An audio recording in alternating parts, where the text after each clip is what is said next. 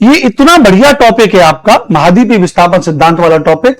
आप कोई भी परीक्षा दे लीजिए, आप नेट जेआरएफ की परीक्षा देख लीजिए, असिस्टेंट प्रोफेसर की परीक्षा दे लीजिए, प्रवक्ता की परीक्षा दे लीजिए, टीजीटी परीक्षा दे लीजिए, सब में टॉपिक आपका है। और आज की क्लास से आपका पूरा टॉपिक, आपके डाउट पूरे आपके क्लियर हो जाएंगे विधिवत तरीके से। ठीक है, तो जो आज महाद्वीप अलग हैं, जो अभी हमने आपको मानचित्र के माध्यम से यहां पर दिखाए कि जिन महाद्वीपों को आज आप इस तरीके से देख रहे हो कि उत्तर अमेरिका, दक्षिण America, Africa, Europe, Asia, Australia और अंटार्कटिका हैं, ये जो महाद्वीप आज आप इनको अलग अलग देख रहे हो, ये महाद्वीप कभी ना कभी क्या रहे होंगे, ये महाद्वीप एक जगह रहे होंगे। और एक जगह रहे होंगे तो ऐसी बात सबसे पहले किसके द्वारा कही गई, तो ऐसी बात सबसे पहले 1596 में एक डच मानचित्रविद्ता थे जिनका नाम था अब्राहम आर्टिलियस, उनके द्वारा यह बात सबसे पहले व्यक्त की गई थी, याद रखना। दूसरा पॉइंट याद रखना, एंटोनियो पेलेग्रिनी ने एक मानचित्र बनाया जिसमें तीनों महाद्वीपों को इकट्ठा दिखाया गया था।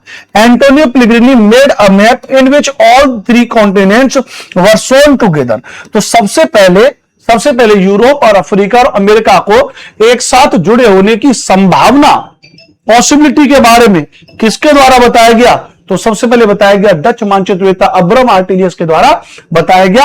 और इन महाद्वीपों को एक साथ जोड़ करके जो मानचित्र बनाया, वो मानचित्र सबसे पहले किसके द्वारा बनाया गया, तो एंटोनियो पेलेग्रिनी के द्वारा बनाया गया। इस बात को याद रखना भैया, बात क्लियर है।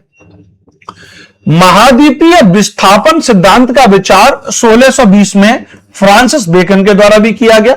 मैंने कहा ना कि महाद्वीपों का विस्तार हुआ है, इसके बारे में तमाम भूगर्भ शास्त्रियों ने इसके बारे में विचार किया, इनके बारे में लिखा है, लेकिन कंप्लीटली सिद्धांत किसके द्वारा नहीं दिया गया, फ्रांसिस बेकन के द्वारा भी किया गया। 1858 में स्नाइडर व 1910 में एफ.बी. टेलर ने भी इसको प्रस्तुत किया था, याद रखना, तो महाद्वीपों के विस्थापन के बारे में।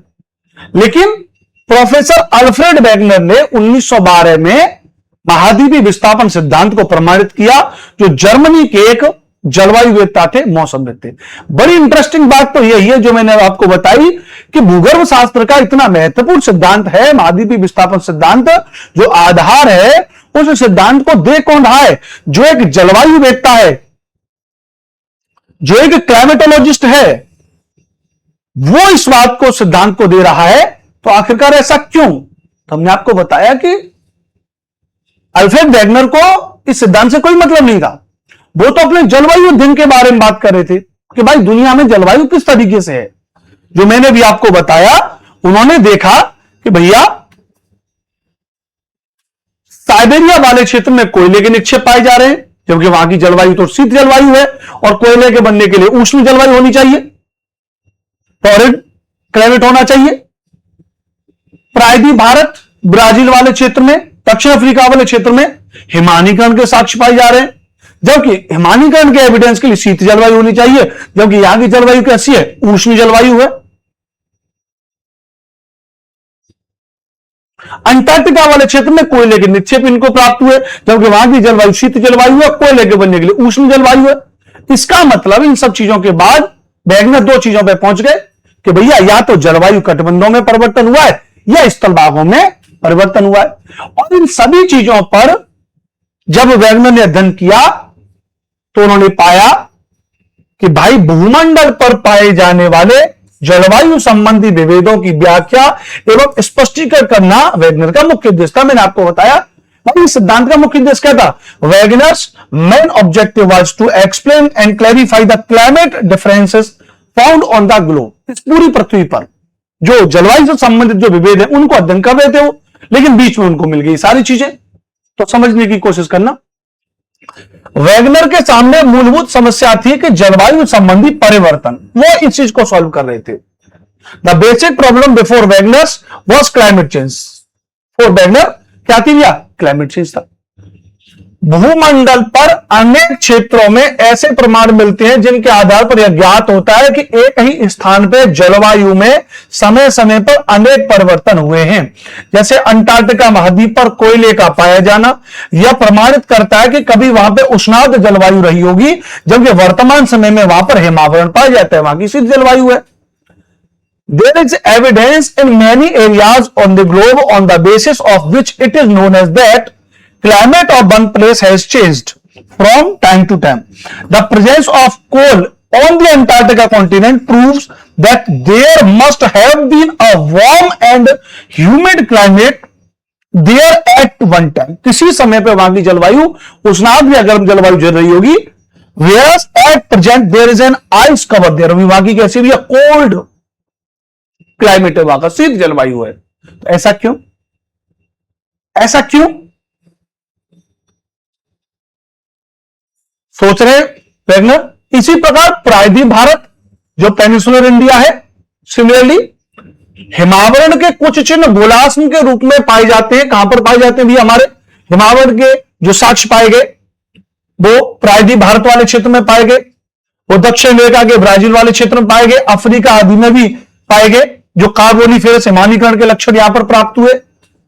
तो इस आधार पर कहा जा सकता है कि कभी ना कभी प्रायद्वीप भारत की जलवायु काफी शीतल रही होगी, क्योंकि वर्तमान समय में यह भाग उष्ण प्रदेश है. यही नहीं, दक्षिण अमेरिका, अफ्रीका आदि में भी कार्बोनिफेरस हिमानीकरण के लक्षण मिले.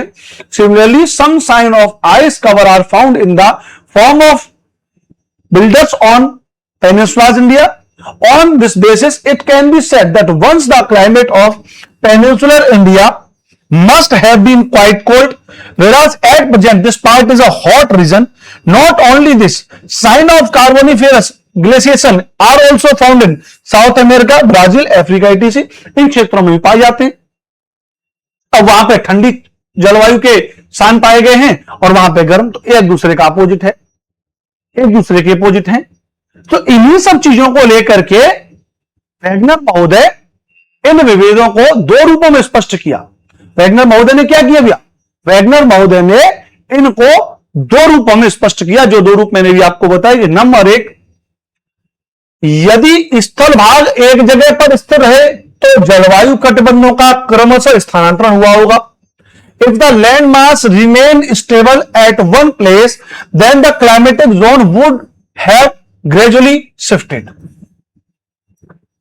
जलवायु कटबंधों का स्थानांतरण रहा होगा, ऊपर नीचे बदले होंगे,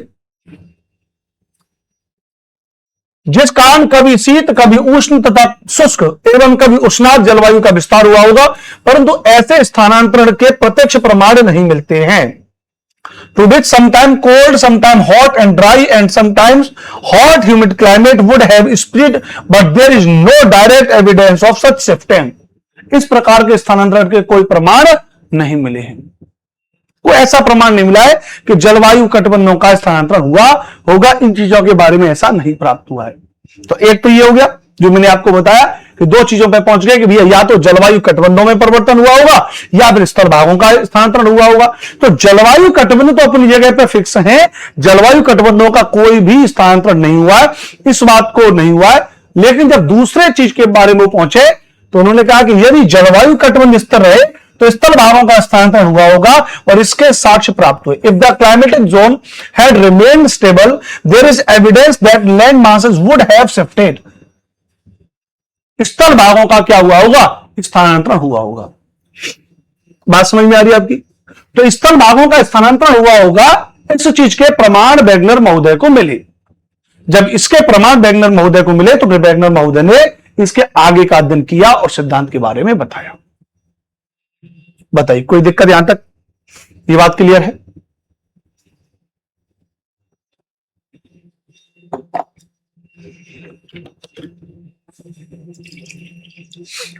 भूगोल बड़ा इंटरेस्टिंग विषय है. अगर आप उसको बहुत कायदे से पढ़ेंगे तो भूगोल में बहुत आपको मजा आएगा. राइट, चलो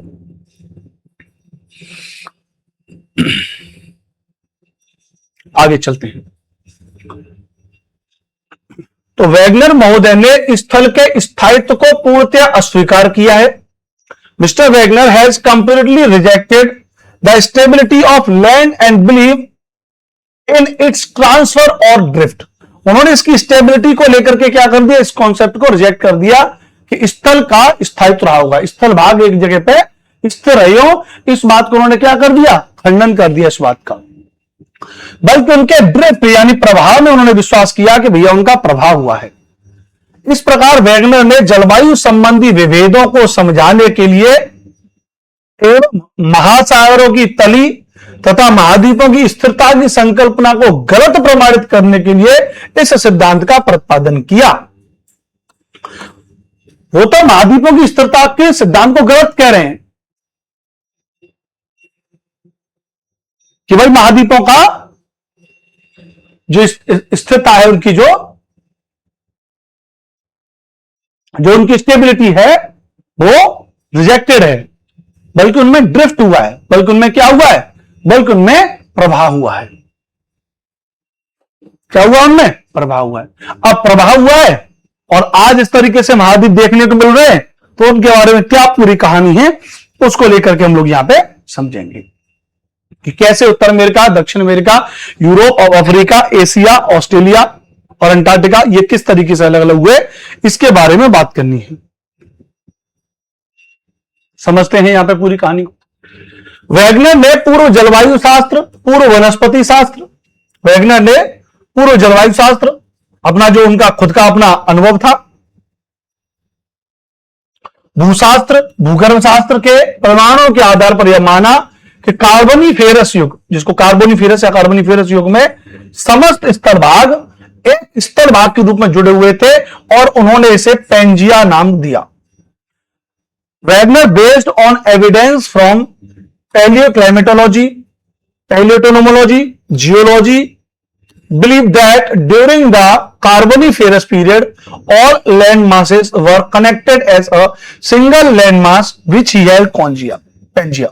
अब नॉर्मल एग्जाम में जैसे टीजीटी सिंपल एग्जाम है, टीजीटी एसएसटी के एग्जाम में फैक्ट के तौर पे पूछा जा सकता है कि भैया किस युग में स्थल के सारे भाग एक साथ में जुड़े हुए थे। टीजीटी पीजीटी में भी ऐसा सवाल बिल्कुल पूछ लिया जाता है भैया, ठीक है भैया। और वहीं पर जब नेट जीआरएफ में चले आते हैं तो वहीं पर इसको ये भी फैक्ट के तौर पे पूछा जा सकता है, बट इसको मिलान के तौर पे, ये इसके गहरे सिद्धांत के तौर पर चीजें पूछी जाती है कि भाई समस्त स्थल भाग एक भूखंड के रूप में जुड़ा हुआ था किस काल में, तो कार्बोनिफेरस युग की बात है, कार्बोनिफेरस युग की बात याद रखना। अब इन्होंने कहा इस तरीके से जुड़ा हुआ था, इस तरीके से ये जुड़ा हुआ था। इन्होंने कहा भैया ये इन्होंने यूरेशिया, जो यूरोप और एशिया वाला भाग है, जो नॉर्थ अमेरिका है, जो साउथ अमेरिका है, जो अंटार्कटिका है, जो ऑस्ट्रेलिया है, जो इंडिया वाला हिस्सा है और यहां पे जो अफ्रीका वाला हिस्सा है, इन्होंने कहा कि ये सब कुछ इस तरीके से जुड़े हुए थे और इस पूरे भूखंड को क्या नाम दिया गया, पूरे भूखंड को उन्होंने पेंजिया नाम दिया। क्या नाम दिया भैया? तो पूरे भूखंड को इन्होंने पेंजिया नाम दिया और इसमें इन्होंने कहा कि इसमें जो ये दक्षिण ध्रुव है, जो साउथ पोल है, वो डरबन के पास यहां पर रहा होगा, यहां पे साउथ पोल यहां पे रहा होगा, ऐसे इन्होंने कहा। इसकी थोड़ा और इमेज मैंने लगाई है, अभी मैं आपको बताऊंगा। उन्होंने कहा कि इसके चारों ओर ये जो संरचना है, इसके चारों ओर ये जो संरचना होगी, इसके चारों ओर ये जो होगी संरचना में, जो इसके चारों ओर पानी की एक बड़ी जलराशि है, ऐसा इन्होंने कहा। और ये जो पानी की बड़ी जलराशि है उसके बारे में उन्होंने कहा भैया कि ये क्या है भैया, ये पैंथलासा है, पैंथलासा है। तो इससे अगर आप देखोगे, इससे एक सिद्धांत ये भी निकलता है, महाद्वीप और महासागरों की उत्पत्ति का सिद्धांत भी इसी से आ गया। इसका मतलब पैंथलासा है, इसका मतलब महासागरों की उत्पत्ति किससे हुई है, तो महासागरों की जो उत्पत्ति है, वो महासागरों की उत्पत्ति यानी ओरिजिन ऑफ ओशियंस जो है, ओरिजिन ऑफ ओशियंस जो है भैया, वो महासागरों की उत्पत्ति किससे हुई है, पैंथलासा से हुई है। ध्यान रखना भैया, आज 5 महासागर हैं आपको पता है। एक है बड़ी पॉपुलर पैसा, पी से Prashant oceans, Atlantic, Indian, Southern, Arctic. तो 5 जो महासागर हैं उनकी उत्पत्ति किससे हुई है, पैंथलासा वाले भाग से हुई है। इसके आधार पर इन्होंने यहां पर कहा भैया कि ये जो पेंजिया वाला भाग है, इससे महाद्वीपों की उत्पत्ति हुई है, महाद्वीपों की उत्पत्ति हुई है, ओरिजिन ऑफ कॉन्टिनेंट।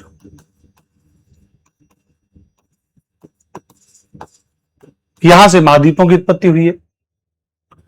यहीं पर वैगनर ने आगे बताया कि पेंजिया के चारों ओर एक विशाल जलभाग था जिसे उन्होंने पैंथलासा कहा। पेंजिया के उत्तरी भाग को लॉरेशिया, उत्तर अमेरिका, यूरोप, एशिया एवं दक्षिण भाग को गोंडवाना लैंड कहा। दक्षिण अमेरिका, अफ्रीका, मेडागास्कर, प्रायद्वीप भारत, ऑस्ट्रेलिया तथा अंटार्कटिका उन्होंने कहा। माने कैसे, अभी मैं एक अलग में आपको समझाता हूं। मतलब ने कहा, यहां पे चित्र भी मैंने लगाया होगा, ये देखो, इन्होंने यहां पर कहा कि ये जो पेंजिया था, ये जो पेंजिया था, ये पेंजिया का विभाजन हो गया। पेंजिया का क्या हुआ, विभाजन हुआ।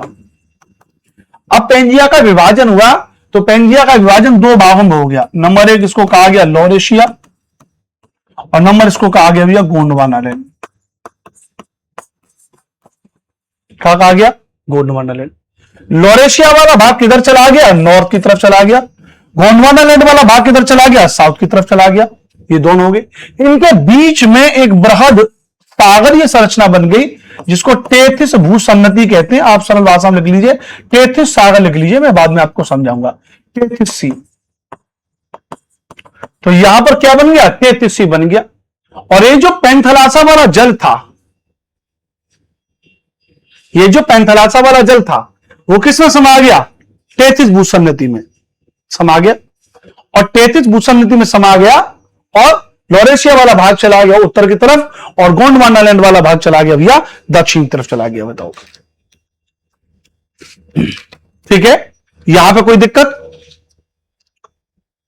अब इसका विभाजन कैसे हुआ उसको थोड़ा सा हम जब महाद्वीप और महासागरों की उत्पत्ति के बारे में बात करेंगे, एक छोटा सा टॉपिक अलग से है, जब हम प्लेट विवर्तन के सिद्धांत की तरफ मुड़ते हैं तब वहां पे आपको इसके बारे में बता दूंगा क्या आखिरकार कैसे विभाजन हुआ, क्या क्या चीजें, कौन कौन से बलों का हुआ, उनके बारे में बात करेंगे। इसी लॉरेशिया के विभाजन से, आप समझिएगा ध्यान से, इसी लॉरेशिया के विभाजन से, यहां पे इसी लॉरेशिया के विभाजन से जो आज का यूरोप है, जो आज का उत्तर अमेरिका है और जो एशिया का कुछ हिस्सा है, यूरोप, उत्तर अमेरिका, एशिया का जो हिस्सा है वो इसी लॉरेशिया का हिस्सा हो गया। इसी लॉरेशिया का हिस्सा, मतलब इसी लॉरेशिया के विभाजन से, इसी लॉरेशिया के विभाजन से उत्तर अमेरिका, यूरोप और एशिया वाला भाग बन गया, याद रखना भैया। ठीक है, यही गोंडवाना लैंड आगे चल के जुरैसिक युग में जब इसका भी विभाजन हो गया तो इसी गोंडवाना लैंड से आप देखोगे तो जो दक्षिण अमेरिका है, साउथ अमेरिका, दक्षिण अमेरिका, इसी का देखोगे आप जो नीचे द्वीपी वाला क्षेत्र है, मेडागास्कर वाला क्षेत्र, इसी से आप देखोगे तो जो प्रायद्वीप भारत है, प्रायद्वीप भारत वाला क्षेत्र, इसी से आप देखोगे तो जो ऑस्ट्रेलिया वाला क्षेत्र है, इसी से जो अफ्रीका वाला क्षेत्र है और आदि। ये वाला क्षेत्र किससे विभाजित होकर बना है, जुरैसिक काल में गोंडवाना लैंड से विभाजित होकर के बना है, याद रख लीजिएगा।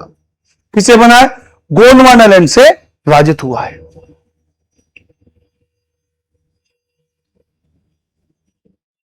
ठीक है, तो इनसे विभाजित होकर के आज वर्तमान स्वरूप आपको दिखाई देता है। तो आपने यहां पे देखा कि ये लॉरेशिया वाला हिस्सा आपको दिखाई दे रहा है, यहां पर आपको गोंडवाना लैंड वाला हिस्सा दिखाई दे रहा है, इसके बीच में आपको टेथिस भूसन्नति आपको दिखाई दे रहा है, आपको यहां पे टेथिस भूसन्नति आपको दिखाई दे रहा है, याद रखना भैया। यहां तक समझ में आ गया। सभी विद्यार्थियों से बस इतना निवेदन करूंगा, सेशन को एक बार लाइक करके चैनल को सब्सक्राइब कर लीजिएगा। बहुत अच्छी मेहनत कर रहे हैं हम लोग आपके साथ में, तो भैया चैनल को सब्सक्राइब कर लीजिएगा। मुझे आप जानते हो, मैं अनुपम भारद्वाज मेरा नाम है, ज्योग्राफी आपको पढ़ाता हूं, तो आप मुझे भैया फॉलो कर सकते हो, राइट। चलो, तो हमने कहा यहां पर भैया कि लॉरेशिया, पैंथलासा और लॉरेशिया के द्वारा उत्तर अमेरिका, यूरोप, एशिया, दक्षिण भाग के गोंडवाना लैंड से दक्षिण अमेरिका, अफ्रीका, मेडागास्कर, प्रायद्वीप भारत, ऑस्ट्रेलिया और अंटार्कटिका कहा। ये इससे क्या हो गए भैया, टूट करके अलग हो गए, ध्यान रखना भैया। अब टूट करके अलग हो गए, लेकिन अगर आप कायदे से अगर आप देखो तो ये वाला हिस्सा क्या हो जाएगा, नॉर्थ अमेरिका, ये वाला हिस्सा क्या हो जाएगा, साउथ अमेरिका, ये वाला हिस्सा क्या हो जाएगा, अफ्रीका, ये वाला हिस्सा क्या हो जाएगा, यूरोप वाला हिस्सा। आप इनको देखो तो मैंने यहां पर ये जो डॉट डॉट करके जो लाइन बनाई है,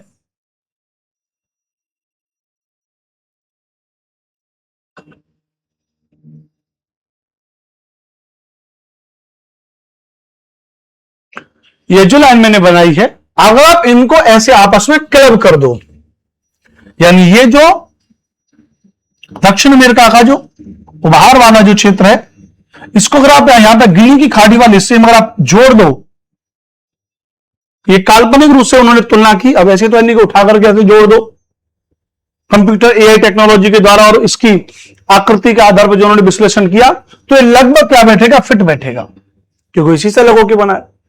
ये जो उत्तर अमेरिका, ये जो यूरोप वाला हिस्सा है, इसको अगर इसमें मिला दो तो लगभग फिट बैठेगा। इसका मतलब ये इसी से टूट करके अलग हुआ है, इस तरीके से जुड़ा हुआ था। तो जरा कल्पना करिए, ये जो यूरोप वाला हिस्सा है और ये जो उत्तर अमेरिका वाला हिस्सा है, तो ये आकर के इसमें यहां पे आकर के ये मर्ज हो गया नॉर्थ अमेरिका में। ये जो अफ्रीका, देखो मैंने कहा साउथ अमेरिका वाला हिस्सा और इधर अफ्रीका की गिनी की खाड़ी वाला क्षेत्र, ये आपस में ऐड हो गया। उधर से प्रायद्वीप वाला क्षेत्र हमने यहाँ पे अफ्रीका के, ये जो अफ्रीका का हॉर्न ऑफ अफ्रीका वाला क्षेत्र है, उधर वहां पे प्रायद्वीप भारत को जोड़ दिया, नीचे अंटार्कटिका को, इधर से ऑस्ट्रेलिया को जोड़ दिया। तो इस तरीके से एक बृहद संरचना आपको दिख जाएगी, और इसी बृहद संरचना को हमने क्या नाम दिया, इसी बृहद संरचना को हमने पैंजिया नाम दिया। क्या नाम दिया इसी बृहद संरचना को हमने, पैंजिया नाम दिया, जो हमने आपको यहां पर बता दिया। तो सिद्धांत के पक्ष में जो प्रमाण है कि वैगनर के अनुसार अटलांटिक के दोनों तटों पर भौगोलिक समरूपता पाई जाती है, भौगोलिक समरूपता पाई जाती है अटलांटिक के दोनों तटों पर। भाई यहां पे अब क्या है, ऐसा आकृति में क्या अटलांटिक महासागर है, इसके दोनों तटों पर अगर आप देखोगे तो भौगोलिक रूप से समरूपता पाई जाती है। इनको एक जगह किया जा सकता है, भौगोलिक समरूपता पाई जाती है, अर्थात दोनों तट एक दूसरे से मिलाए जा सकते हैं, अर्थात दोनों तट एक दूसरे से मिलाए जा सकते हैं। उन्होंने बताया कि जिस तरह किसी वस्तु के टुकड़े करके पुनः मिलाया जा सकता है, जिसको हम लोग जिगसॉ फिट कहते हैं, कंडीशन कहते हैं मिला करके, उसी प्रकार उत्तर अमेरिका के पूर्वी तट और यूरोप के पश्चिमी तट को आपस में जोड़ा जा सकता है। उत्तर अमेरिका के पूर्वी तट, उत्तर अमेरिका के पूर्वी तट और यूरोप के पश्चिमी तट को आपस में क्या किया जा सकता है, जोड़ा जा सकता है, उनको आपस में जोड़ा जा सकता है। इसी प्रकार दक्षिण अमेरिका के पूर्वी तट और अफ्रीका के पश्चिमी तट से गिनी की खाड़ी वाले क्षेत्र से मिलाया जा सकता है। यदि ब्राजील के उभार को गिनी की खाड़ी में रखा जाए तो पूर्ण रूप से समा जाएगा, पूर्ण रूप से समा जाएगा। ब्राजील के उभार को रख दिया गिनी की खाड़ी में। अब देखो ये वाला जो हिस्सा है उसको अगर आप यहां पे ये एग्जैक्ट गिनी की खाड़ी में रख दिया जाए तो बिल्कुल एग्जैक्ट समा जाएगा, बिल्कुल एग्जैक्ट जो है ये समा जाएगा भैया। ठीक है, बहुत अच्छी बात। यहां पे वैगनर साहब इस बात को बता ही रहे हैं। तो सिद्धांत के पक्ष में प्रमाण जो है वो नंबर एक प्रमाण आप समझ गए कि वैगनर के अनुसार अटलांटिक के दोनों तटों पर भौगोलिक समरूपता पाई जाती है, दोनों तट एक दूसरे से मिलाए जा सकते हैं। उन्होंने बताया कि जिस तरह किसी वस्तु के टुकड़े करके उन्हें पुनः मिलाया जा सकता है, उसी प्रकार उत्तर अमेरिका के पूर्वी तट को यूरोप के पश्चिमी तट से जोड़ा जा सकता है। इसी प्रकार दक्षिण अमेरिका के पूर्वी तट को अफ्रीका के पश्चिमी तट से मिलाया जा सकता है। यदि ब्राजील के उभार को गिनी की खाड़ी में रखा जाए तो पूर्ण रूप से क्या हो जाएगा, समा जाएगा। बात क्लियर है। According to Wagner, there is a geographical similarity on both the coast of Atlantic. Atlantic के दोनों कोस्ट पर geographically similarity पाई जाती है। Both the coast can be joined together. He said that just as any object can be cut into pieces and then joined again, jigsaw fit. किसी भी वस्तु के टुकड़े करके उनको आपस में जोड़ दिया जाए। Similarly, the eastern coast of North America and be joined to the western coast of Europe. तो eastern coast of North America and western coast of Europe को आपस में ऐड किया जा सकता है, जिगसॉ फिट किया जा सकता है। Similarly the eastern coast of South America can be join to the western coast of Africa. Africa का जो वेस्टर्न कोस्ट है, अफ्रीका का जो पश्चिमी तट है, उसको साउथ अमेरिका के ईस्ट वाले पोर्ट से जोड़ा जा सकता है। If the portion of Brazil, Brazil का जो उभार है, is placed in the gulf of Guinea, it will completely disappear, समा जाएगा, उसमें एक हो जाएगा, है ना भैया, क्लियर है। यही मैंने आपको यहां पर बताया कि ब्राजील के उभार को गिनी की खाड़ी में रख दिया जाए तो पूर्ण रूप से क्या किया जाएगा, समा जाएगा। तो अब आप यहां पे देख सकते हो। और एक मैंने आपके लिए यहां पे मैप बनाया हुआ है, एआई से जनरेट किया हुआ मैप है ये। तो उत्तर अमेरिका के पूर्वी तट को यूरोप के पश्चिमी तट से जोड़ा जा सकता है, क्या बात सही है। तो यहां पे आप देखो तो कनाडा, संयुक्त राज्य अमेरिका तो यहां पर है, ये यूरोप का नॉर्वे वाला क्षेत्र है। आप अगर देखो जो फ्रांस वाला, यूनाइटेड किंगडम वाला जो क्षेत्र है, जिसको यूरोप का हम लोग पश्चिमी तट यहां पर कह रहे हैं, और जो उत्तर अमेरिका का जो पूर्वी तट है, इसको अगर आपस में मिला दिया जाए तो इसकी जो भौगोलिक समरूपता है, जो ज्योग्राफी की सिमिलरिटी है, इन दोनों की भौगोलिक समरूपता एक है। इन दोनों की जो भौगोलिक समरूपता है, वो भौगोलिक समरूपता यहां पर एक है। बात क्लियर है। यदि दोनों तटों को मिला दिया जाएगा आपस में इस तरीके से, तो ये इस तरीके से आपस में मिल जाएंगी, इस तरीके से आपस में ये मिल जाएंगी। पूर्वी तट उत्तर अमेरिका और पश्चिमी तट यूरोप की आकृति एक दूसरे से मिलती जुलती है, इन्हें पास लाने पर एक दूसरे पे फिट हो जाते हैं। क्या हो जाएंगे भैया? एक दूसरे में फिट हो जाएंगे। इसका मतलब महाद्वीपों का प्रवाह हुआ है, ड्रिफ्ट हुआ है। समझ में आ रहा है आपके भैया? कंसेप्ट एक बार समझ लीजिए, पेपर को बहुत आसानी से किया जा सकता है। आप सभी विद्यार्थी पढ़ते तो हैं, लेकिन आपको लगता है कि कोई टीचर आए सीधा एमसीक्यू क्वेश्चन की प्रैक्टिस करा दे।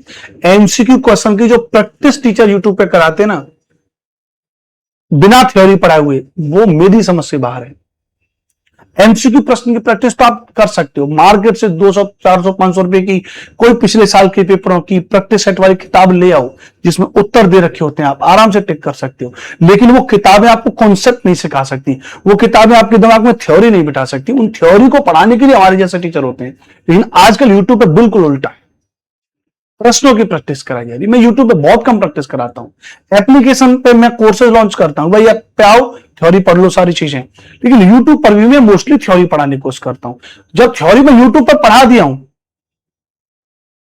एक प्लेलिस्ट बना देता हूं, तब मैं कहता हूं कि जी अब हम प्रश्नों की प्रैक्टिस करेंगे। थ्योरी पढ़ना बहुत मस्ट है, ठीक है। दीपक सिंह जी कह रहे थ्योरी बेस्ट है सर, थ्योरी बहुत जरूरी है पढ़ना भाई साहब। चलो अब देखो यहां पे आपको समझ में तो आ रहा है कि ये क्या कहानी है। अब मान लो एक कल की क्लास में लेके आऊंगा, जिसमें मैं से 10 से 15 क्वेश्चंस में लेकर के आऊंगा, नेट से लेके, जेआरएफ से लेके, असिस्टेंट प्रोफेसर से लेके, टीजीटी से लेके पीजीटी तक, इस वाले टॉपिक से जितने भी सवाल हैं वो सारे सवाल मैं आपको कल की क्लास में कराऊंगा। आप देखना कल की क्लास में आप सारे प्रश्नों को उड़ा दोगे एकदम, क्योंकि आपने थ्योरी कॉन्सेप्ट आपके माथे में बैठ गया, ठीक है। ऐसे ही कॉन्सेप्ट के लिए आप एप्लीकेशन पे कोर्स लेकर के पढ़ सकते हैं, क्योंकि यूट्यूब पे पूरा थ्योरी तो मैं नहीं पढ़ाऊंगा, ध्यान रखना। तो हमने कहा कि north America, Eurasia, south America, Africa, India, Atlantic और ऑस्ट्रेलिया आपस में इस तरीके से मिले हुए हैं, ठीक है, जो हमें वर्तमान संरचना आपको यहां पे दिखाई देती है। इन्होंने कहा एग्जैक्ट देखो यहां पे साउथ अमेरिका और अफ्रीका, ये क्या है? ये ब्राजील का उभार वाला क्षेत्र है, ये क्या है? ब्राजील का उभार है। और यहां पर ये क्या है? यहां पे गिनी की खाड़ी है। छोटे छोटे बच्चों को एक खेल कराया जाता ना, पजल्स को जोड़ जोड़ के पजल्स को बनाइए उस तरीके से, तो ये बिल्कुल उसी तरीके से आप देखो यहाँ पे साउथ अमेरिका और यहाँ पे अफ्रीका को आपस में इस तरीके से जोड़ा जा सकता है। काल्पनिक रूप से एक इमेज आपके लिए हमने बना दी है, ठीक है। गुड आफ्टरनून ममता साक्या जी, ठीक है, समझ में आ रहा है? बहुत अच्छी बात।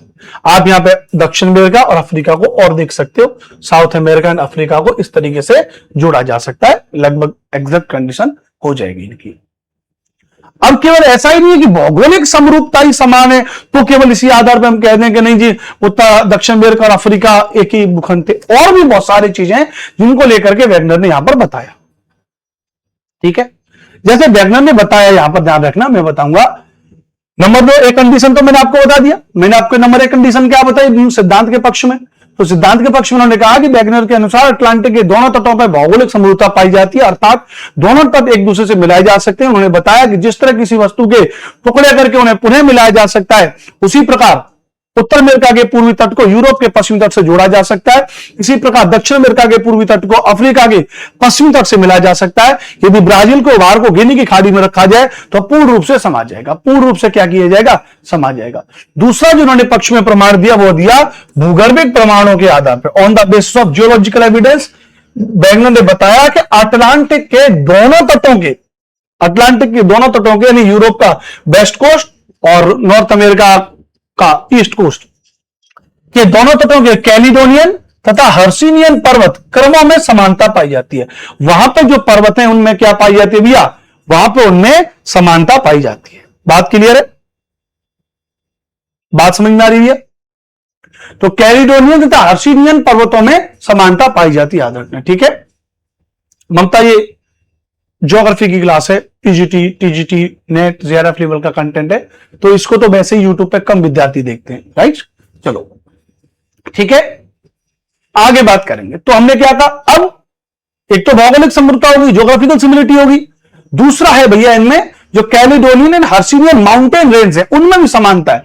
अरे भैया जब आपस में जुड़े थे तो यहां पे ये जो पर्वतीय श्रृंखला पाई जाएंगी उनमें भी तो समानता पाई जाएगी ना, बोलो हाँ के ना। पर्वतों में भी तो समानता पाई जाएगी, तो कैसे पाई जाएगी देख लेते हैं एक बार यहां पे। तो यहां पे अगर आप देखोगे तो यहां पे यूरोप और नॉर्थ अमेरिका में जो पर्वतीय क्षेत्र है उनमें भी क्या है, समानता है। नॉर्थ अमेरिका अफ्रीका में क्या है, पर्वतों में भी समानता है। पर्वतों में समानता होगी तो वनस्पति में समानता होगी, जीवों में समानता होगी, पाई जाने वाले अवसादों में समानता होगी, पाई जाने वाले तत्वों में समानता होगी। कैसे, जरा देखो। भूगर्भिक प्रमाण के आधार पर वैज्ञानिक ने यह बताया कि अटलांटिक के दोनों तटों के कैलिडोनियन तथा हर्सिनियन पर्वत क्रमों में समानता पाई जाती है। अब अगर आप यहां पर देखोगे तो ये जो यूरोप का वेस्ट कोस्ट है, यूरोप का जो पश्चिमी तट है, जो स्कैंडिनेविया वाला जो क्षेत्र है, वहां स्कैंडिनेविया वाले क्षेत्र में यहां पर कैलिडोनियन पर्वत क्रम पाए जाते हैं, कैलिडोनियन पर्वत श्रृंखला पाई जाती है। सेम यही कैलिडोनियन पर्वत श्रृंखला अगर आप देखोगे तो यहां पे नॉर्थ अमेरिका के ईस्ट कोस्ट पर भी कैलिडोनियन पर्वत क्रम पाया जाता है। इसका मतलब ये वाला हिस्सा आपस में जुड़ा हुआ था। अगर जुड़ा हुआ नहीं था तो जो विशेषताएं यहां पर पाई जाती हैं सेम वही विशेषताएं यहां पर कैसे पाई जाती हैं, सेम टाइम की चीजें यहां पर कैसे पाई जा सकती हैं। दूसरी बात, जो नॉर्थ अमेरिका में जो अमेरिका वाला क्षेत्र है उसका जो ईस्ट कोस्ट है वहां पे हर्सिनियन पर्वत क्रम है, सेम वही हर्सिनियन पर्वत क्रम अगर आप जब आते हो नीचे यूरोप में जो स्पेन और फ्रांस वाला क्षेत्र है वहां पर जो हर्सिनियन पर्वत क्रम है उनमें बिल्कुल प्रॉपर समानता पाई जाती है। दोनों तटों पर समान आयु की चट्टानें पाई जाती हैं, समान संरचनात्मक विशेषताएं पाई जाती हैं, समान प्रकार की पर्वत निर्माण प्रक्रिया पाई जाती हैं। दोनों तटों पर कैसे संभव है, कैलिडोनियन पर्वत जो पुराजीव काल के हैं और हर्सिनियन पर्वत जो प्रारंभिक पुराजीव काल के हैं, ये कैसे समानता पाई जा रही है। इसका मतलब भैया कभी ना कभी क्या हो जाएंगे, दोनों हो जाएंगे। एक मां के दो लाल हैं, दो बेटे हैं, चेहरा कुछ कुछ मैच खा रहा है, चलो ठीक है चेहरा मैच खा जाता है, परिवार में चेहरा मैच खा जाता है, मान लेते हैं सब, है ना। मौसी का लड़का, ताऊ का लड़का, परिवार में हल्का सा चेहरा मैच खा जाता है, लेकिन ब्लड ग्रुप भी मैच कर रहा है, डीएनए भी मैच कर रहा है। तो कैसे, इसका मतलब इनका ब्लड का, रक्त का जुड़ाव है। कहते ना दोनों भाई हैं, बाप बेटा है, बाप बेटी है, डीएनए की जांच होती है कि ये मेरा बेटा बेटी है कि नहीं, तो वो उस तरीके से है। तो यहां पे यही तो पता चल रहा है कि दोनों में इतनी समानता, इसका मतलब कि दोनों कभी एक रहे होंगे, याद रखना भैया। इन समान पर्वत क्रमों की निरंतरता यह सिद्ध करती है कि वे कभी अतीत में अटलांटिक महासागर के दोनों तटों पर एक दूसरे से जुड़े हुए थे, और यही महाद्वीपीय विस्थापन सिद्धांत में वैगनर प्रूव कर रहे हैं। इसी चीज को वैगनर प्रूव कर रहे हैं, याद रखना भैया, ठीक है, अच्छी बात है। यहां पर ये आप देख सकते हो, यहां पर ये हर्सिनियन क्रम के पर्वत हैं साउथ अमेरिका के इस वाले क्षेत्र में, नॉर्थ अमेरिका के इस वाले क्षेत्र में, यहां पर स्कैंडिनेवियाई पर्वत हैं, और यहां पर उसके अलावा यहां पे ये भी पर्वत हैं, ठीक है, अच्छी बात है। दो प्रमाण हो गए, एक तो ज्योग्राफिकल सिमिलरिटी वाली होगी, भौगोलिक समरूपता वाला प्रमाण हो गया, दूसरा जो प्रमाण हो जाएगा वो पर्वतों वाला प्रमाण हो जाएगा। तीसरा हम देखेंगे कि अटलांटिक के दोनों तटों पर चट्टानों में पाए जाने वाले जीवावशेषों, फॉसिल तथा वनस्पतियों के अवशेषों में भी पर्याप्त समानता पाई जाती है। माने अटलांटिक के दोनों तटों पर यूरोप का वेस्ट कोस्ट, नॉर्थ अमेरिका का ईस्ट कोस्ट,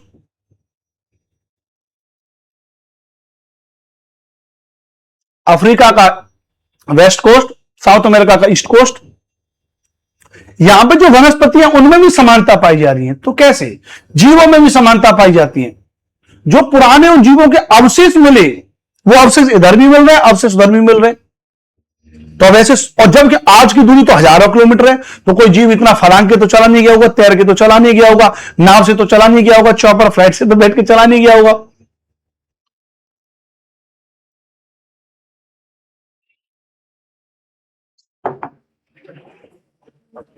बात क्लियर है।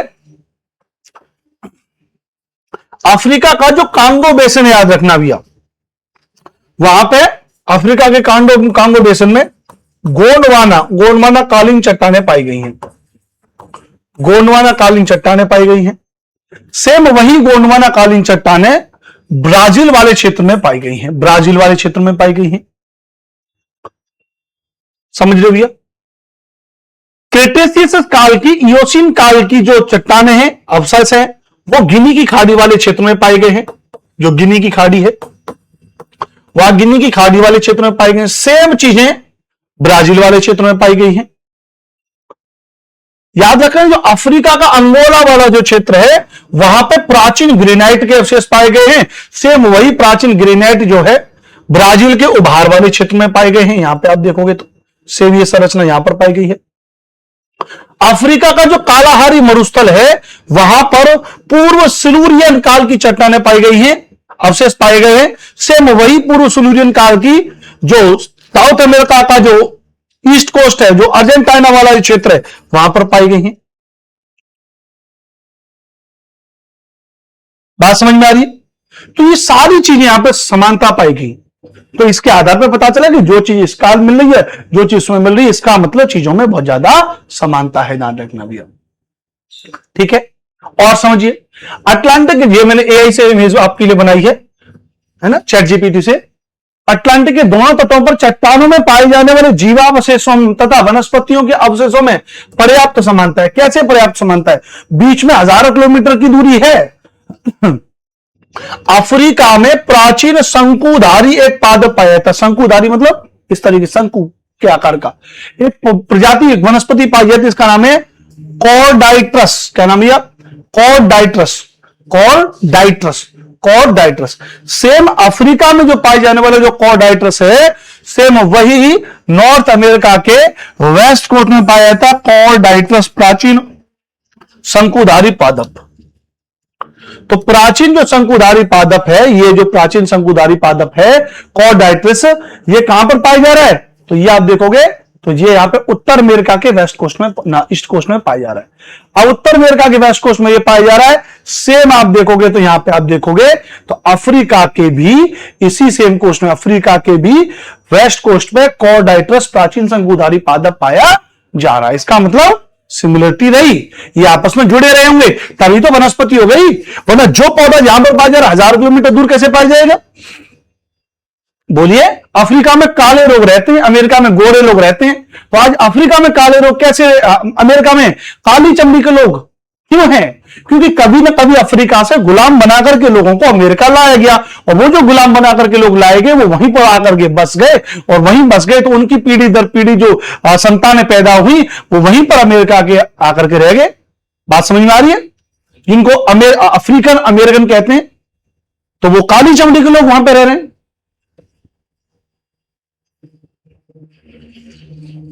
बात आपकी समझ में आ रही है ना? तो सेम वो सारी सारी चीजें यहां पर रही।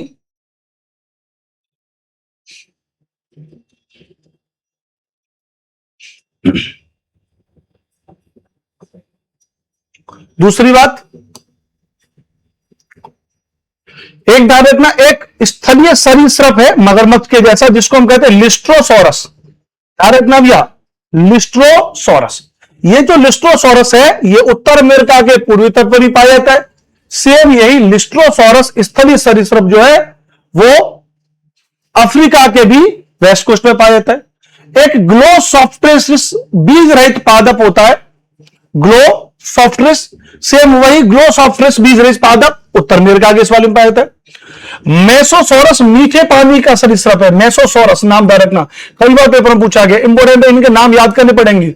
मेसोसोरस, ये जो उत्तर अमेरिका का ऊपर वाला हिस्सा है, कनाडा वाला हिस्सा है, वहां के मीठी पानी में, कनाडा के आसपास की जो खाड़ी है वहां पर पाया जाता है मेसोसोरस।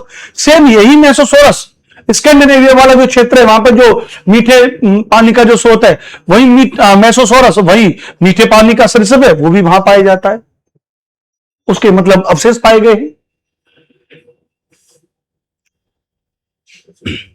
तो ऐसा क्यों? इसका मतलब भैया कभी पहले एक जगह थे, दूर दूर हो गए, क्या दिक्कत वाली बात क्या है? ठीक है।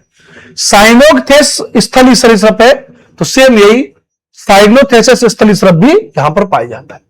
तो यहां की वनस्पति है ना, ग्लोसॉफ्ट्रेस, मेसोसोरस, लिस्ट्रोसोरस, कोर्डाइट्रिस, साइनोथेसिस, ये सब यहां पर पाए जाते हैं। इन जीवावशेषों और वनस्पतियों के अवशेषों की समानता यह दर्शाती है कि कभी अटलांटिक महासागर के दोनों तट एक दूसरे से जुड़े हुए थे। सारी चीजें क्या दर्शा रही भैया? कभी ना कभी एक दूसरे से जुड़े हुए थे। और यही हम किस में पढ़ रहे हैं? महाद्वीपीय विस्थापन सिद्धांत वैगनर में पढ़ रहे हैं। 3 प्रमाण उसने दे दिए, सारे प्रमाण। चौथा और अति महत्वपूर्ण प्रमाण दिया, क्या दिया? स्कैंडिनेविया के उत्तरी भाग में, आप जानते हैं स्कैंडिनेविया वाला जो क्षेत्र है, नॉर्वे स्वीडन वाला, उत्तरी भाग में पाए जाने वाले लेमिंग नामक छोटे छोटे जंतु अधिक संख्या में हो जाने पर समूह के रूप में पश्चिम की तरफ पदार्पण करते हैं। Small animal called lemmings found in the northern part of Scandinavia when their number of increase move westward in group समूह के तौर पर पश्चिम में चलते हैं। अब ये वो कैसे सीख गए जीव जंतु कैसे सीख गए?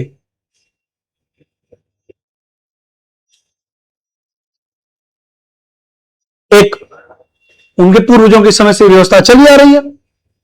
बात समझ में आ रही कि नहीं आ रही है? या तो इनको ट्रेन किया जाता है ना। अब जैसे कुत्ता है अपना पालतू जानवर है, उसको आपने ट्रेन किया घर की तरफ, तो आपने बोल दिया टॉमी छू गो टू होम, तो घर चला गया वो, क्योंकि हमने उसको उस तरीके से बताया है। अब आप वो घर बेच करके दूसरा घर ले लो कहीं, और आपको वो टॉमी छू घर जाओ, तो वो तो वहीं पुराने घर पे आएगा। समझ में आ रहा है कि नहीं आ रहा? क्योंकि उसको वही तो उसने देखा है, और वही देखा है तो वही निरंतर तरीके से चला रहा है। या तो आप उनको ट्रेनिंग दो। बात समझ में आ रही कि नहीं आ रही है? इसका मैं आपको बहुत अच्छा एग्जाम्पल बताता हूं, मजाक के अंदाज में सुनिएगा। हमारे घर में बेटी है, हमारी भी छोटी सी बेटी है, 1.5 साल की हुई है अभी, आद्या, बहुत शैतान है। तो उसको उसकी मम्मी यानी हमारी पत्नी जी बेहद ट्रेनिंग देती है, मतलब माता जी की कस्टडी में रहती है वो विशेष, क्योंकि वो खुद भी गवर्नमेंट टीचर है हमारी वाइफ। तो हर चीज अपने जैसे मानने को वो बेटी में देते हैं, और हम भी पूरा ध्यान रखते हैं कि बेटी में हर वो गुण शुरुआत से डेवलप हो। तो जैसे 1.5 साल की हुई है अभी भी, लेकिन उसको पता है कि सुसु पोटी अगर जाना है तो वॉशरूम में जाना है। तो उसकी मां ने उसको कई कई बार, अगर उसने पोटी किया तो उसको हाथ से पकड़ के हम लेकर के जाते थे कि ये देखो वॉशरूम में। आज 1.5 साल की हुई है, अभी सीख गई है। उसको जब उसकी मम्मी पूछेगी पोटी आई है अद्या, पोटी आई है, तो हाँ ऐसे बोलते हुए और सीधी ऐसे ठुमक ठुमक ठुमक ठुमक वॉशरूम की तरफ चल देगी। सुसु आया ठुमक ठुमक करके वॉशरूम पे चल देगी। उसे जब कोई भी नहाने जाना हो, नहाऊ नहाऊ करना है, बच्चों को ऐसे प्यार से बोलते हैं, तो नहाऊ नहाऊ करना है तो वो ठुमक ठुमक होकर अपना वॉशरूम की तरफ चल देगी, क्योंकि उसको वही तो हमने सिखाया है। अब लेकिन गड़बड़ कहां जाती है, जब हम उसको लेकर के गांव में चले जाए, अपने पैतृक आवास में, हम शहर में रहते हैं आगरा में, वहां वो कंफ्यूज हो जाती है। वहां उससे कहें कि सुसु आई पोटी आई चलो वॉशरूम, तो वहां उसको कुछ दिखाई नहीं दे रहा है कि कहां है वॉशरूम। बात समझ में आ रही है ना? या तो हम उसको ट्रेनिंग दें कि देखो बेटा वहां वाले घर में यहां वॉशरूम है, वहां वाले घर में यहां वॉशरूम है। तो ये आदमी को तो सिखाया जा सकता है, जीवों को तो नहीं सिखाया जा सकता। जीवों को तो क्रमिक रूप से उनको लगा रिया की संख्या बढ़ गई तो एक ग्रुप के लोग दूसरी जगह जाके चले गए। गांव में लोग ज्यादा समूह में आ गए तो कुछ गांव के लोग वहां से चलकर या दूसरी जगह जाके बस गए। यही व्यवस्था तो चली आ रही है ना। तो सेम ये वही तो लेमिंग नामक जीव जब ज्यादा हो जाए तो पश्चिम की तरफ चले जाते थे, परंतु आगे स्थल न मिलने के कारण सागर में जलमग्न हो जाते, मर जाते हैं।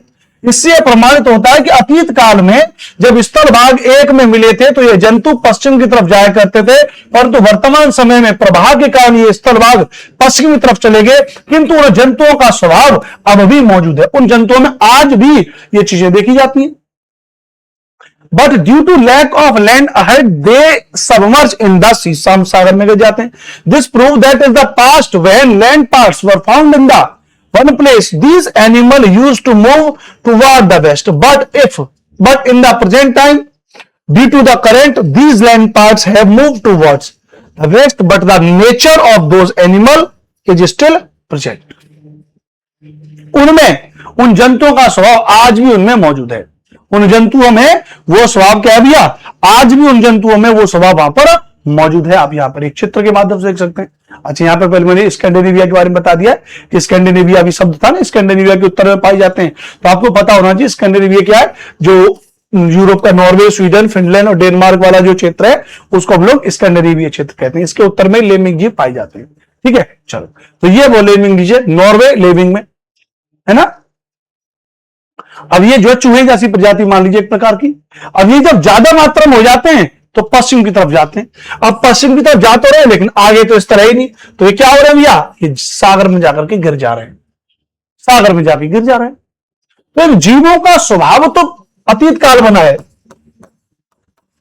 अतीत काल के जैसा स्वभाव है, अतीत काल के जैसा स्वभाव है। अब अतीत काल के जैसा स्वभाव है इनका, अब इनको तो कोई समझा नहीं सकता तो इसका मतलब यह भी प्रमाणित करता है, यह अति महत्वपूर्ण और प्रमाण था इस सिद्धांत के पक्ष में।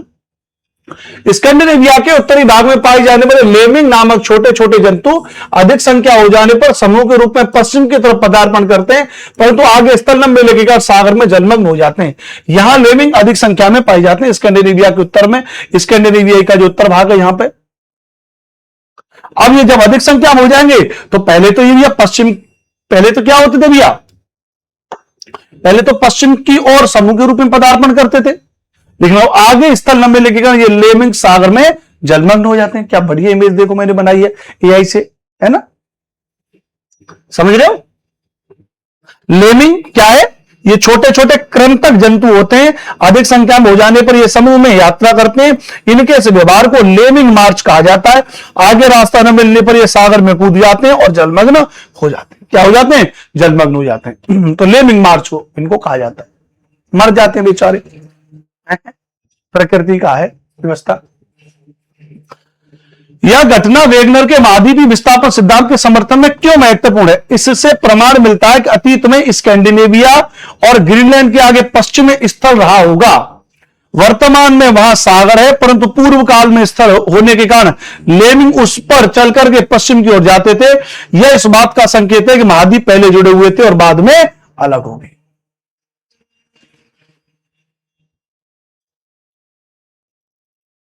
क्लियर है।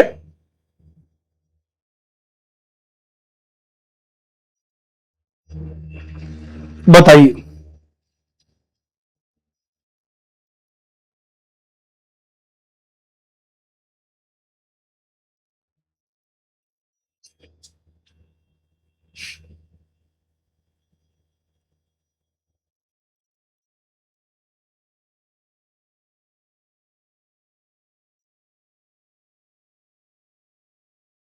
चलिए आगे बढ़ जाएं। तो भाई यही तो था, ये लोग यहां पे स्कैंडिनेवियाई वाला जो पर्वत वाला क्षेत्र है वहां से आगे चल के अपना ग्रीनलैंड वाले क्षेत्र में जो स्थल वाला भाग रहा होगा वहां पे अपना ये लोग रहते होंगे, अपलेशियन वाला क्षेत्र वाले पर्वत में।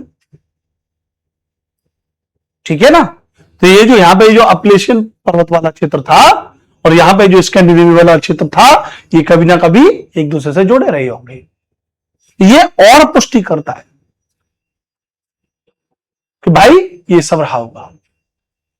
और इन्होंने प्रमाण दिया सिद्धांत के उसमें ग्लोस्टोप्रिस, अभी मैंने बताया था ना, ग्लोसोप्रिस वनस्पति का भारत, दक्षिण अफ्रीका, फॉकलैंड, ऑस्ट्रेलिया, अंटार्कटिक महाद्वीप में पाए जाना इस बात को प्रमाणित करता है कि सभी स्थलभाग किसी समय एक दूसरे से जुड़े थे, अन्यथा ये वनस्पति सागर द्वारा अलग किए गए इन स्थल भागों में कैसे जा सकते थे। ये वनस्पति सभी क्षेत्रों में कैसे पाई जा सकती थी। इसका मतलब ये कभी ना कभी पहले एक थे। कौन सी वनस्पति, ग्लोसोप्रिस वनस्पति। यहां पर आप देखिए तो ग्लोसोप्रिस वनस्पति का भारत, दक्षिण अफ्रीका, फॉकलैंड, ऑस्ट्रेलिया, अंटार्कटिका महाद्वीप में पाए जाना इस बात को प्रमाणित करता है कि सभी स्थल भाग किसी समय एक दूसरे से जुड़े हुए थे, अन्यथा ये वनस्पति सागर द्वारा अलग किए गए इन स्थल भागों में कैसे थे। तो जो प्रायद्वीप भारत है वहां पर भी ये वनस्पति पाई जाती है, ऑस्ट्रेलिया वाले क्षेत्र में ये वनस्पति पाई जाती है, अंटार्कटिका वाले क्षेत्र में भी इसके अवशेष पाए गए हैं, फॉकलैंड वाले में जो दक्षिण अमेरिका के निकट का क्षेत्र है वहां पर भी पाए गए, दक्षिण अफ्रीका वाले क्षेत्र में भी पाए गए हैं। ठीक है। इन सभी महाद्वीपों में ग्लोसोप्रिस के अवशेष पाए जाने से सिद्ध होता है कि सभी स्थल भाग कभी एक दूसरे से जुड़े हुए थे, गोंडवाना लैंड का हिस्सा थे, गोंडवाना लैंड का हिस्सा थे। ध्यान रखना भी है, जो जुरासिक युग में जब उसका विभाजन हो गया तब ये थे।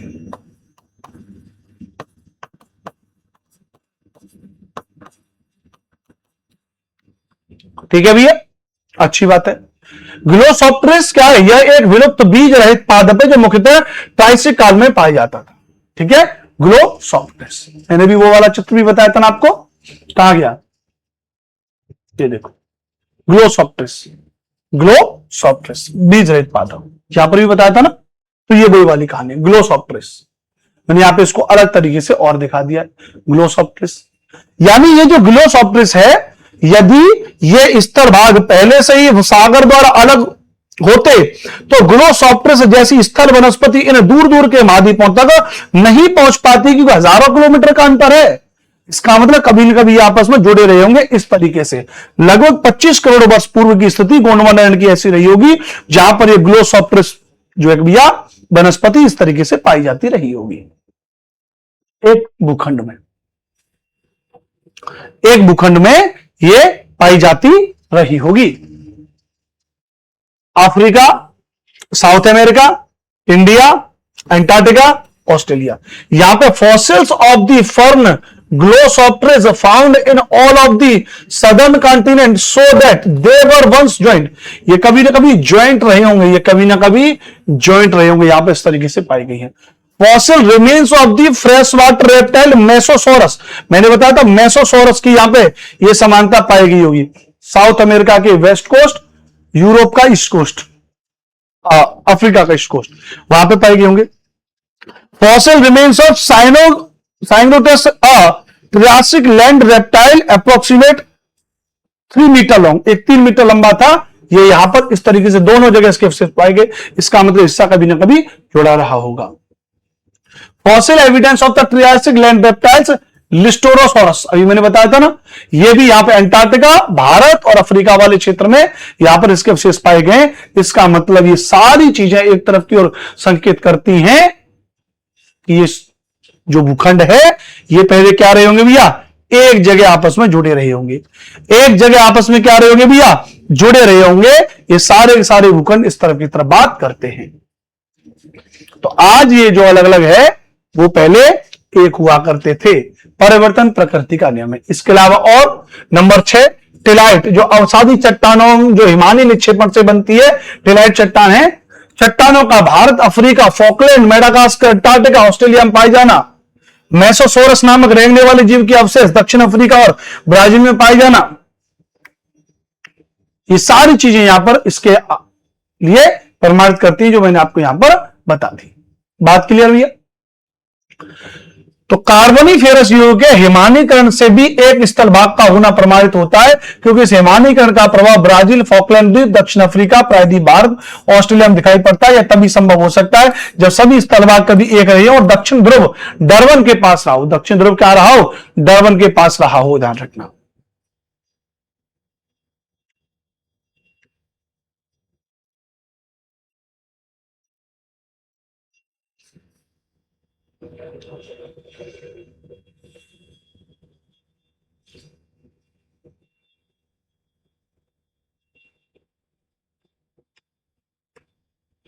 ठीक है,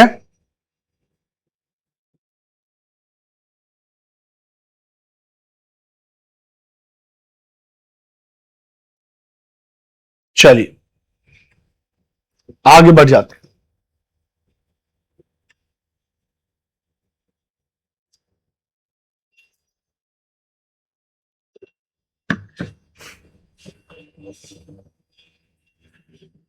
भूगर्भीय प्रमाण एविडेंस ऑफ जियोडेसी के आधार पर यह बताया जाता है कि ग्रीनलैंड निरंतर पश्चिम की ओर 20 मीटर प्रतिवर्ष की दर से सरक रहा है। ग्रीनलैंड की तरफ सरक रहा है, पश्चिम की तरफ सरक रहा है, क्योंकि अमेरिका तथा ग्रीनलैंड के बीच की दूरी में अंतर आ रहा है। इसका मतलब आज इनके बीच की दूरी बढ़ रही है, तो इसका मतलब पहले सभी महाद्वीपों के बीच की दूरी जरूर बढ़ी होगी। ये अभी वर्तमान का प्रमाण है।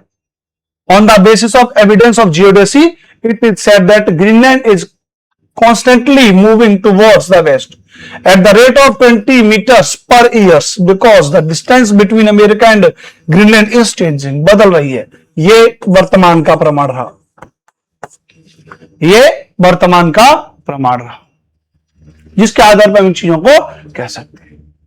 अब आप बताइए, आप लोग तो एग्री होंगे ना, समझ में आया कि महाद्वीपीय विस्थापन सिद्धांत क्या है, क्यों बैगलर इसके पीछे पड़ गए, कितना महत्वपूर्ण सिद्धांत दिया, सारे एंगल से मैंने आपको कवर करा दिया। सब कुछ एंगल से मैंने आपको इसको कवर करा दिया एकदम विधिवत तरीके से। ठीक है भैया, चलिए यहां पे इसके आधार पे जलवायु वगैरह सब उसके बारे में भी और आगे बात करेंगे। ठीक है, ये हमने आपको टोटल चीजों को हमने आपको यहां पे समझा दिया।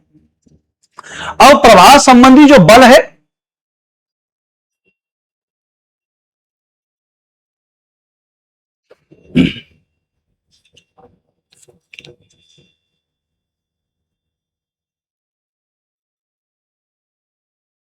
ठीक है, कुछ कभी कभी थोड़ा सा नेट मुझे लगता है वीक हो जाता है क्या, कभी कभी चला जाता होगा।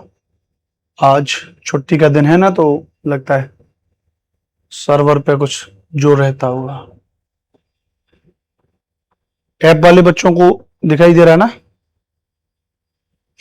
चलो ठीक है। तो वैगनर के अनुसार जब पेंजिया में विभाजन हुआ तो उसमें दो दिशा में प्रवाह हुए, उत्तर की ओर या भूमध्य रेखा की ओर तथा पश्चिम की ओर। ये प्रवाह दो प्रकार से हुए,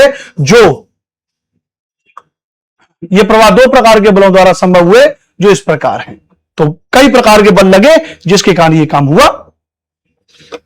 बात समझ में आ रही कि नहीं आ रही भैया, बताइए। क्या सर ये बात यहां पे समझ में आई प्रॉपर तरीके से?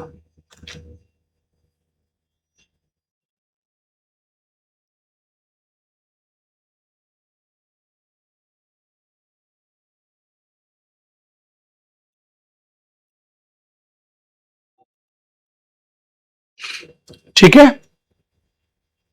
चलिए। तो मुख्य रूप से जो है सिद्धांत वो हमने आपको बता दिया। जैसे भूमध्य रेखा का प्रभाव गुरुत्व बल तथा प्रवणशीलता के बल फोर्स ऑफ बाउंस के कारण हुआ। महाद्वीप सियाल का बनाए, सीमा से कम घनत्व वाला, अतः सियाल सीमा पर बिना रुकावट के तैर रहा था।